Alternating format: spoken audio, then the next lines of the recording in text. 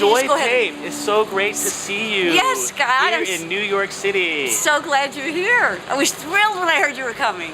Me too. I had no idea there was going to be several days worth of festivities here. Now, when you said, I just emailed you back, Scott, you got to go here, you got to go there. There's lots to do. I have seen you just grow incredibly.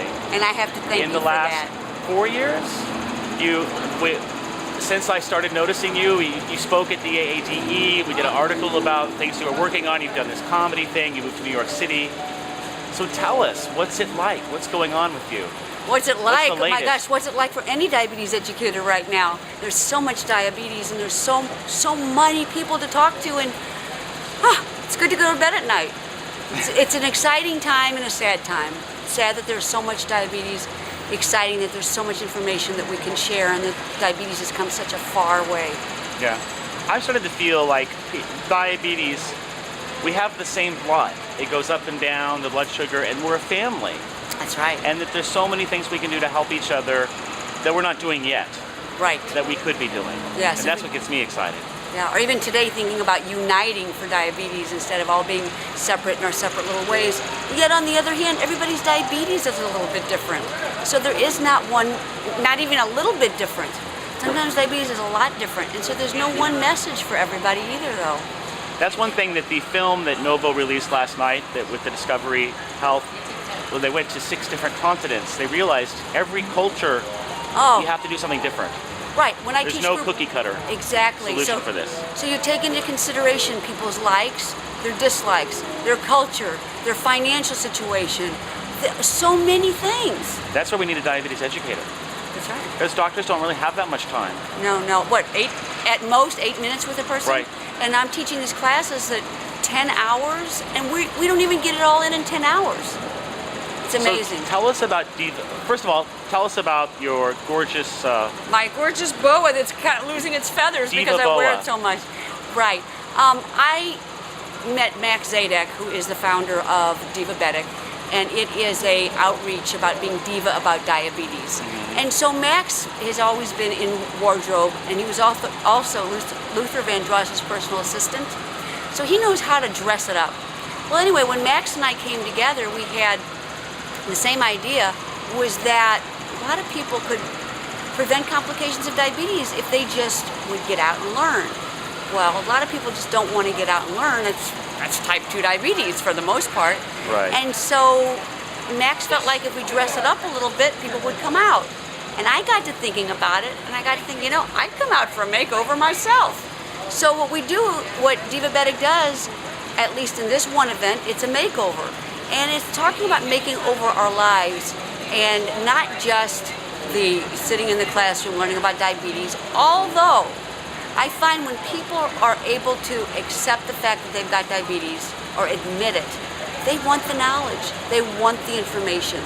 But also some people need it a little bit more dressed up, and they will come out for that. So what you're doing is you're meeting that need. There is a criticism I've heard that sometimes diabetes education is boring. Right. Well, this is not boring. They have the plastic fruit and so this sounds like a paradigm shift. Very much so, right. And I guess your last event was the biggest one yet? Yes, the last event. How many people showed up? Was it near 500? And yet we've reached out to so many people in this last year, I think over 2,000, whereas a year ago we did 2 pilot programs, and look what's happened in a year. That's fantastic. It is fantastic. So what's the future? How do you roll it out? Last night they told us there's 250 million people with diabetes in the world. It's as big as the United States. Well, your question, what's the future? I don't know what the future is, other than I know what my future is, and I always think of you with that. You and I were talking once when we were doing an article together, and you said that you knew your role in life was that you were to talk to the masses. And I can see where I was sitting. I said that back then? Yes. And I forgot until recently. I can see where I was sitting at the moment because it really touched my heart, because I know that that's what I'm about too. And there are masses out there that have diabetes, and we can talk to them and change their lives. Both of us, professionally and personally. With Diabetes Health Professional Magazine, we touch professionals. Think of all the people they touch. So it's to help people live a better life. I know that the diabetes educators are struggling right now because insurance companies don't really pay for education like we patients wish they would. Yes. And I wish there was more of a hiring frenzy of diabetes educators because it seems to be going the other direction. Well, it's really crazy because here we have an epidemic. Diabetes educators truly, for the most part, are overworked and really underpaid for all the hours that we put in. And so many people that know diabetes educators know that there is such a fire in our hearts. We are just such dedicated people. We do it, and we know there's not enough of us. So reading your next magazine, Diabetes Health Magazine, is going to talk about that. Amy Tenderlick talks about that, and how something's got to change. But you're seeming to go new paradigms, like you're currently working in a pharmacy. I was going to talk about that, That's right. educating. How are they paying for that? Well, this is amazing. But because of all the diabetes in New York City, I mean, diabetes is everywhere, but especially New York City, because it's a melting pot.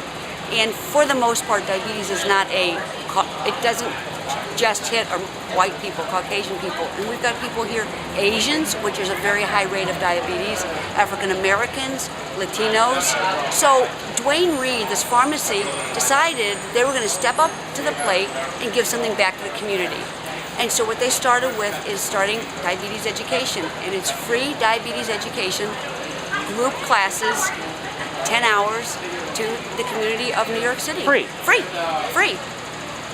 That's Now, astounding. people can say, well, Duane Reade's going to get something out of that. And yeah, they probably will, but where can you go to get free diabetes education? Making sure that it's a certified diabetes educator, a PharmD, it's a team, and it's phenomenal.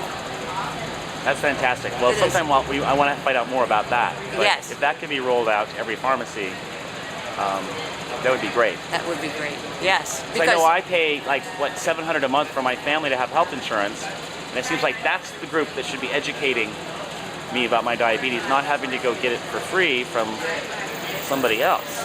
You'd think a lot of things. And you're writing a book? Can you talk about that? Oh, yes. When I moved here to New York, it was phenomenal. There is a celebrity chef who has diabetes, type 2 diabetes, and I was asked to help work on the book with him. And I've spent almost every Thursday at this great restaurant, West, the Upper West Side, and the chef is Tom Valenti, and it was my job to make sure that these were as much diabetes friendly as could be.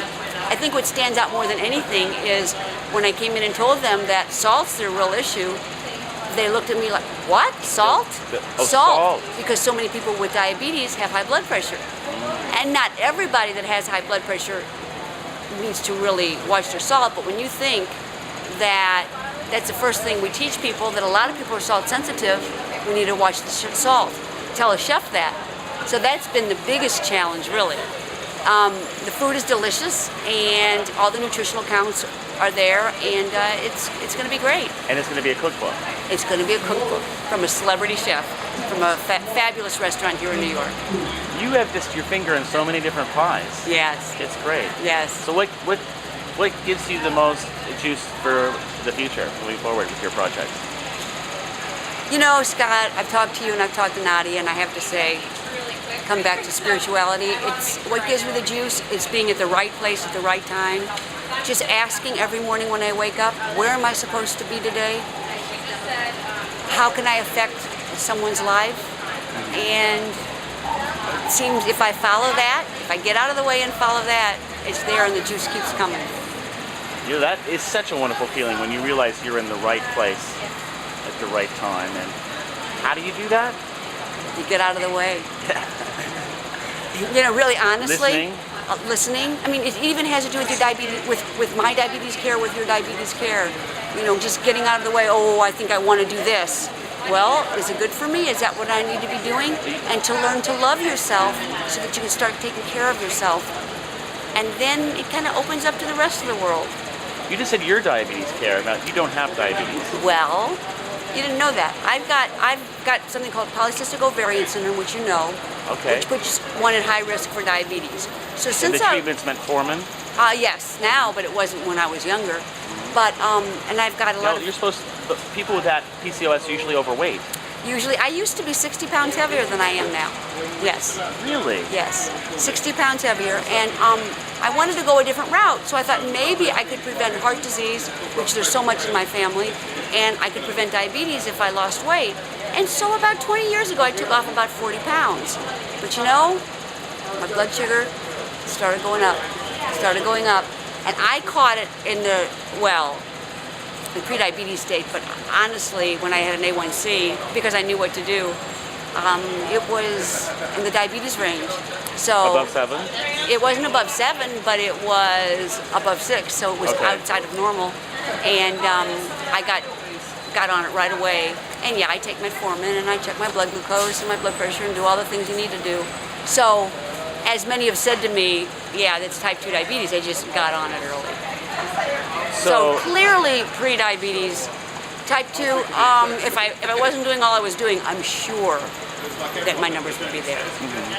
They say if you have a fasting of 126 or higher, That's diagnostic You're- of diabetes on yeah. 2 occasions, yes.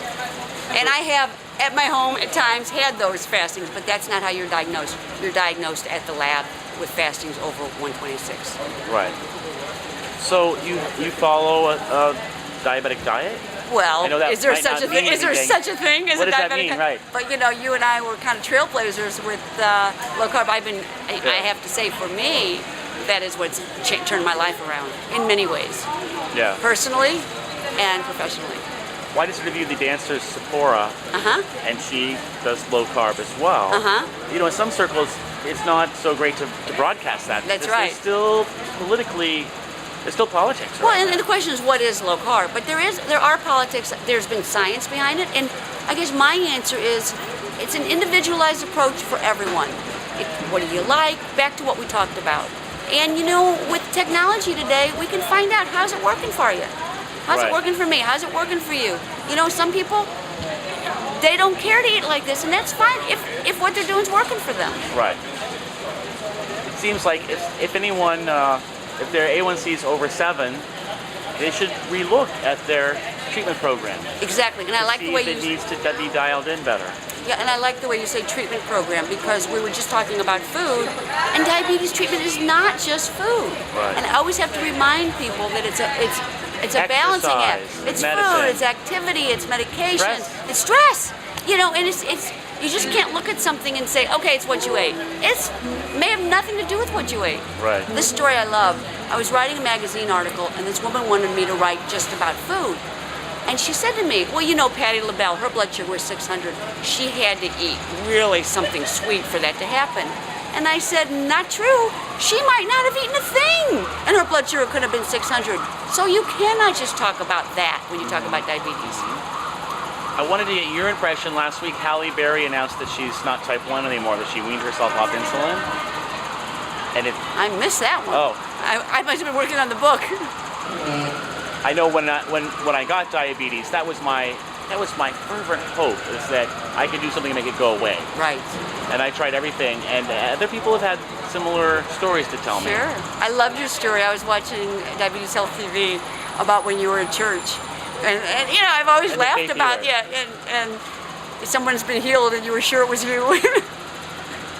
And it wasn't, but I had to go through that Sure, to exactly. accept. I guess this is Elizabeth Kubler-Ross. There's the 5 stages of, Yes. and you got to get to that acceptance one somehow. And that might mean you have to try a lot of different things. Sure, and everybody goes at different times, and they don't stay in one stage. They may vacillate between one to another. Sure. But it's one thing I always teach people. If you've got type 1 diabetes, you'll always need to take insulin. We don't know in what form years from now, but if you've got type 1 diabetes, unless, you know, stem unless cell, we can be talking Denise about things like that. Faustman is trying to get the islets to regrow. Those get kinds of things. The white blood cell attack called off. Right. But you know, that's blue sky right now. Right, and you'll know that you're doing that kind of thing before you ever stop taking insulin. Right. So Right. it's not just to think, well, I can just stop taking my insulin. Well, How I about think I can type go get this 2s? drink. What do you tell them? That's interesting. We just talked about that in class, and someone was saying, oh, you know, what about type 2s? And, you know, people say they don't have diabetes anymore. I said, yeah, if they're not doing what they used to do. So what they're doing is managing their diabetes. So to say it's gone, I don't know that I can agree with that. If someone's lost 50 pounds, if they gain back the 50 pounds, the numbers will most likely go up again. So it's still a way of managing it. You can say my numbers are normal. But you tell them they could go off their medication, or Depending. if they do all of these things, it's In possible. some people, I think it would be motivating. Oh, with type 2, it's possible, but maybe not too. It's a progressive disease, as we know, and again, Oh wait, are you sure it's progressive? I'm not sure. What about people lose 50 pounds? Right. What I'm saying, I know I like to hear you say that, because a lot of people say everyone will end up on insulin type 2. I don't think that. If we ate different, if we moved different, we don't know. So do I tell people they can get off medication? I think the first message that I like to tell people is that medication is not evil. People can come in, I'm telling you, a great big bag of supplements, but God forbid give them a pill. No pill, I don't want a pill. And, I think I was there one time in my life too. But I've come to realize a lot of different things. And there's too many people that I'm realizing hate taking medication, and yet if they don't take blood pressure, for example, they have a stroke. And I think that sometimes we don't look at the balance. Medication, when it's used correctly. I'm so struck by what you're saying, because my doctor just gave me lisinopril and the other one, and he's like, you got to take this, and I'm like, no, I just want to take the insulin. I don't want to. And they're sitting at home. I haven't opened them yet. I'm like, well, if my cholesterol's fine, why do I have to take this? And it frustrates me. It's funny. Oh, the other one that makes you cough. What's that one? The ACE. The ACE inhibitor. Yes. So what's your take on that? Well, it's interesting, especially when it hits you personally. I just had a recent experience this summer, and with a very strong family history. And my cholesterol's fine, but something happened, and I did more studying honestly. I think that it's some insurance. There's been a lot of research, and it's some insurance, and I don't take that chance. And the side effects aren't? Well, I think that's what we need to look at. Take them, see how the side effects do, look at your numbers. We're so far with technology today that we can find out how we're doing with things. I know personally, I grew up kind of organic, stay away from medicines, and now, my brother just quit smoking with Chantrix. It blocks the receptors. I have friends whose kids are on ADD medicine. Right. All completely changed their life, and so it's like better living through chemistry. It's hard to accept, but there seems to be so many benefits to. And I think it's a thing for each person to come to that decision. But I personally, looking at quality of life, and I'm not saying that you have to go there for quality of life, but I'm saying as far as me personally, and I think it's helped me be a better healthcare professional, I've allowed my eyes to open up more, and it may not be for some, but there are recommendations, and there's evidence-based medicine behind some of these things. I just don't want it to get so far that we look at a plate and it's all pills. Right. Don't want to be living like that. Well, Joy, it's so great to sit down with you. And I hear the band is starting over there, and we're here in Union Square in New York City for this fabulous Changing Diabetes World Tour that Novo Nordisk has sponsored. And thanks for coming over. Thank you so much, guys. Right.